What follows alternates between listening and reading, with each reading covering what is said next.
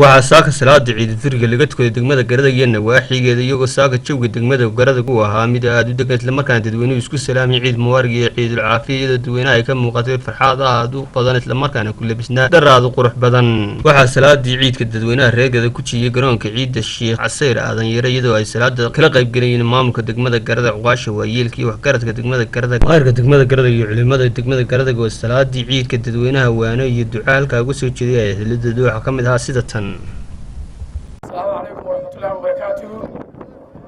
وحنا عيد مبارك عيد مبارك عيد مبارك عيد مبارك. إلهي وحنا ينالو لنا أقبله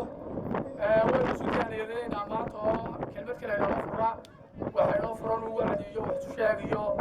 يوا ينوفرون مكراسة سوتنا يدين. مركا إلهي وحنا كرجينا إنو نبتقليو ينسيو. إن أيها المسلمون إنكم في يوم صمت لكم فيها الدنيا أرضها وسماؤها صمت لله 30 يوما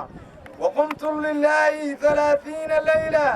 ثم جئتم اليوم إلى مصلاكم kamid dadweynaha reer Garada ayaa munaasabada ciidka awgeed ugu hambaliyay ummadda muslimiinta meel kasta ay joogaan isla markaana ugu duceeyay inay sanadkan sanadkiisa ku gaaraan bashbash iyo barwaaqo hadaladoodina waxa kamid ah sida tan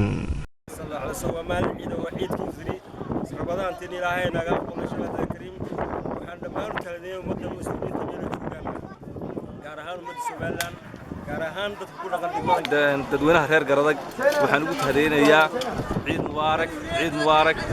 ilaahay hanaga aqbalo qodobadaanteenu soo soonnay ilaahayna barwaaqahayna siiyo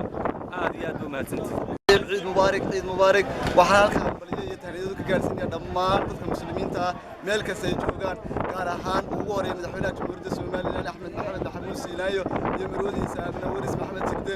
waa madasayre TV-ga qaranka jamhuuriyadda Soomaaliland Garada